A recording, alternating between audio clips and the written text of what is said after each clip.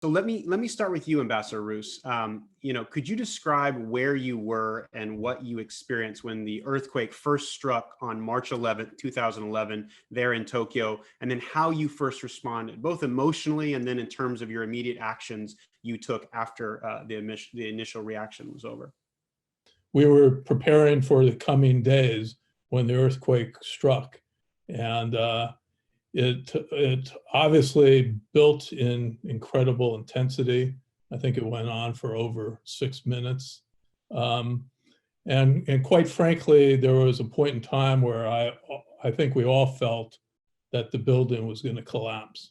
It was that serious and that intense. First and foremost, we evacuated the embassy because of the safety issue. And we were all in the parking lot. Suzanne and I and many others were in the parking lot. And we began to react at that point in time. We contacted Washington, both the State Department and the White House. Secretary Clinton and the president were informed of the crisis. I spoke personally with the head of U.S. forces, Japan, General Burt Field, in kind of what was going on and beginning to coordinate. The head of USAID in the embassy was there with us and briefed me on our ability to declare a crisis, which we did, which freed up resources, and it went from there. But first and foremost, we wanted to obviously check on the safety of all our personnel and their families, and then events flowed from there. Thank you. Suzanne, what about your experience, and how did this 3/11 experience strike you, and did it also change you and your thinking about U.S.-Japan relations? That's a great question, Josh. When I was working for Ambassador Roos in 2011, I had spent my whole career in the government at that point, in the military, at the Pentagon, and then working as the advisor at the embassy. And so, I wasn't surprised by the strong U.S. government response, but I was still very impressed by it. I did not know about the way the USAID has what they call a DART, Disaster Assistance Response Team, that came in, and as the ambassador said, once he declared an emergency and freed up the U.S. government to bring the best of its capabilities to the embassy, we saw this huge flow of support from the military, but the whole of government. That was really impressive. But I think what really changed, you asked about sort of how to change my view of the relationship. It was the first time I really got to appreciate the non-government parts of the U.S.-Japan relationship, especially the people-to-people connections. How and why, can you speak to us about the U.S.-Japan cooperation in the aftermath of this, not just in the immediate aftermath, but the longer term consequences of this event, and how it's led to strengthened U.S.-Japan cooperation, and just how it fits into the history of U.S.-Japan relations? Well, I mean, I think overall, and I think the ambassador will agree to this and probably talk to it, the goodwill that was generated was phenomenal. And as an American going around in Japan after Operation Tomodachi, which was really the name of the military response, but became a buzzword for people for the whole of government response from the US. And I think the fact that so many countries left Japan in the crisis and of Fukushima, and we stayed as a government, and then there was such a strong military response, and in fact we flew in a lot of support and additional assets, really meant a lot to not just the government of Japan, but the people of Japan. And we would, I remember just being at the hotel at Kura at one place and really having people stop us and thank us for the support. So that goodwill created, I think, a lot of opportunities. And then what was interesting too, were so many of these experts that we didn't even know we were going to need the experts. They already had deep relationships with their counterparts in Japan because they've been coming to conferences, working together in different contexts over decades in some cases. And so they were able to draw on those relationships that the embassy would not be able to create overnight. And so we had to really rely on those relationships that already were developed in the past. Yeah, I mean, there's so much we could talk about here, but what still touches me to this day is how Japanese from all walks of life will come up to me and thank me as the former representative of the U.S. government, and obviously during the period I was there after the crisis, and thank me for what the United States did to support Japan during that time of crisis. And it's that intangible that I think is so critical. I was personally, Suzanne had spent her career in government. I had not spent my career in government, and I came in from the private sector. And one of the things that, I guess two things struck me.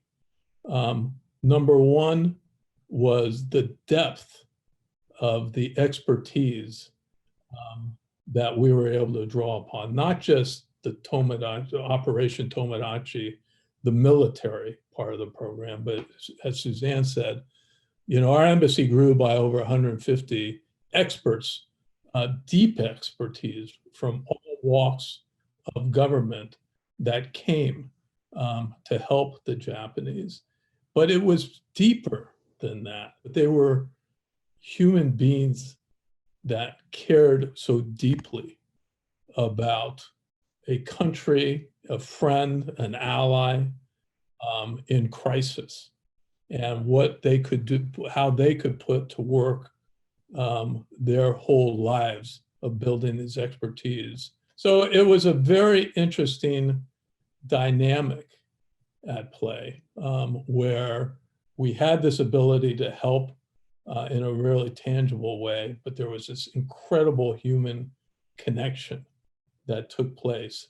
I love this concept because, as someone who grew up in Japan, the idea of a Tomodachi, a friend that's there for you at all times, here is a real tangible side of how the U.S. Japan relationship can be personified through our American military forces there for disaster preparedness, and then also in the exchange program. So talk to me about how you both kind of came up and created the Tomodachi Initiative, and kind of how this partnership has grown from that immediate response of the disaster preparedness piece and kind of response to disaster to what it now has become in terms of the exchanges and the flowering of U.S.-Japan relations. There came a point in time where the U.S. government, the expertise went back to the U.S. The military role was had served its purpose. And we wanted to continue to build on what we had accomplished in Operation Tomodachi. And Suzanne and I and the team went to the Tohoku region, and we went to several places there. And one of the places we went was to a town called Rikuzen Takata that had been wiped out during the tsunami. And it was an incredibly sad story, but also an inspirational story. The mayor there, Mayor Toba, had lost his wife, but continued, stayed in City Hall and continued to show leadership, incredible leadership during the crisis. And he was someone that we wanted to meet. And so we went to his office, and one of us, either me or Suzanne or Matt Fuller, who was on our team, and others said, how can the United States continue to help? And I'm paraphrasing his words, but he said, the Japanese government is responsible for us to rebuild the schools, the hospitals, the houses.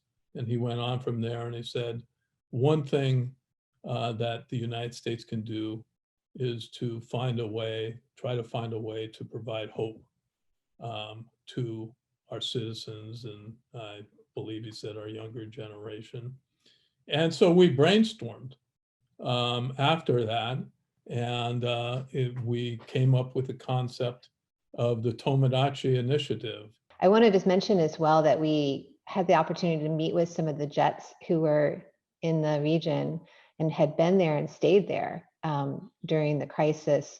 We also had the opportunity to learn the stories of Taylor Anderson and Monty Dixon. For those who don't know, that Taylor Anderson and Monty Dixon were the two Jets who did die, unfortunately, in the tsunami. And so that was also part of our motivation, was to really think about their legacy and young people as part of the motivation. So once we had an idea, that wasn't enough. And we had to spend a lot of time going in the region, learning more, thinking about what the needs were. But most importantly, we had to start talking to companies because it was going to take funding. And I guess really stepping back, even State Department said to Ambassador Roos, great idea, but you're going to need a private sector partner. And so John reached out to Irene Hirano Inoue, who was the head of the U.S. Japan Council, who I represent now. And she agreed right away to be a partner and created the public-private partnership. So a key part of our success with Tomodachi was the decision to create a public-private partnership with the embassy and with the U.S. Japan Council, and a lot of strong support from the Japanese government as well. You know, you deal with government and corporations and, you know, these quote faceless, so-called faceless entities. But everyone has a heart. And one of the things that was so impressive to me, and one of the amazing moments of Tomodachi, was when we did an event at the embassy, at the ambassador's residence, honoring those initial donors who really stepped up to make it happen. And we had this young woman who became the face of Tomodachi for several years, who had lost many members of her family. And she gave a speech at the residence, and lined up behind her was a who's who of corporate Japan. And they all, as this is not exaggeration, there were tears in their eyes. It was an unbelievably emotional moment. And that, with all the hard work, that really, I think, symbolized the launch of the Tomodachi Initiative that thrives to this very day. So we're now 10 years out, and there's going to be a commemoration focused on March 11th. For a lot of Americans, it was kind of a CNN moment. They remember seeing the big wave, but it didn't have the personal connection. Whereas in Japan, every person that was in Japan knows exactly where they were on March 11th. And so I guess the question I have is, as we now collectively as a world face a very different type of crisis in terms of COVID and responses, what lessons do you take from the Tomodachi Initiative, your experience of living through March 11th during that point in time? Are there any kind of particular lessons that you draw that would be useful for us to keep in mind even 10 years later? One of the things that was important to us, we've been talking about experts during this session, and the science and following the science was very important during the whole crisis in Japan.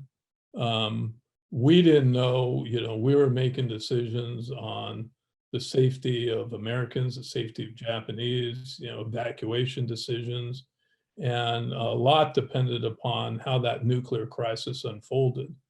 And we were relying on experts in the Department of Energy, the Navy, the military, the Navy nuclear reactor guys, the White House Office of Science and Technology, the Nuclear Regulatory Commission.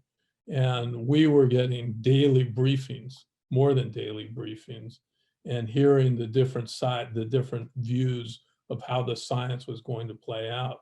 And obviously we had to, and the other experts had to overlay our judgment to it. But the science really drove a lot of our decision making. No, I totally agree. And one of the experts that was sent out to us very early on was a crisis communicator from the Center for Disease Control, actually. And she had really, it seemed like very simple guidance, but we needed to hear it, and it helped us a lot in terms of how to communicate in a crisis, which is different than normal day-to-day ops. And I think that's been really important for all of us to think about as this year, as of 2020, has unfolded as well. And I remember she would just say, tell them what you know, tell them what you don't know, tell them what you're doing to find out. And that was the formula. And I think it's actually very good advice, whether you're the ambassador having to communicate to the American public, or to the Japanese government, but even within our own organizations. I think that's a good formula to use for helping people manage uncertainty. But in the end, you have to make decisions in uncertainty, and that's very challenging. We are 10 years out, and I just find it kind of full circle in some ways to hear you guys talk about that team and to see Ambassador Roos reflecting, and then to think, Suzanne, you're now leading the very initiative that you helped create there at the U.S. Japan Council. So I wonder if you want to kind of offer us kind of what Tomodachi Initiative represents today and how nurturing the future generation in the U.S. and Japan continues to live on well beyond the initial crisis that brought this all together. And in the end, it comes down to the people and the individual stories. And, John talked earlier about Mayor Toba and the fact that Mayor Toba's son was able to participate in one of our programs and go to California on a homestay program. To me, it's those kinds of stories are really important. And one thing I love about Tomodachi is we've built in a strong alumni program.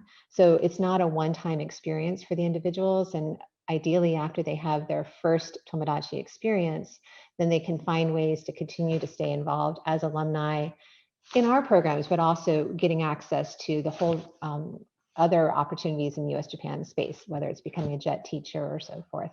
And I didn't have a chance to tell you about this, John, but there was a Tomodachi Summit last week. And one of the alumni from the program, he had been a high schooler in 2012 and come to the United States on a high school program. And now he's a teacher. He's also a new father. And he was talking about how he was doing programs with his students in his school to connect them to young people who are Tomodachi, younger people in Tomodachi. And for me to think about this high school kid is already now a teacher and giving back to his community as a volunteer, and really was meaningful and impactful. And that's to me the real meaning of the Tomodachi Initiative. I think the one thing when you talk about the 10-year anniversary that we all worry about is people have a tendency of moving on, even in crises. We remember this was one of the biggest events in Suzanne's life, my life, so many people that experienced it in Japan. You don't too many times in your life have an earthquake, tsunami, a nuclear crisis and have the responsibility of managing through it. But I remember, when the next crisis in the world came and the media shifted the attention to that. And one of the things that we've always felt a responsibility to do is we realize, events move on and 10 years is a long time.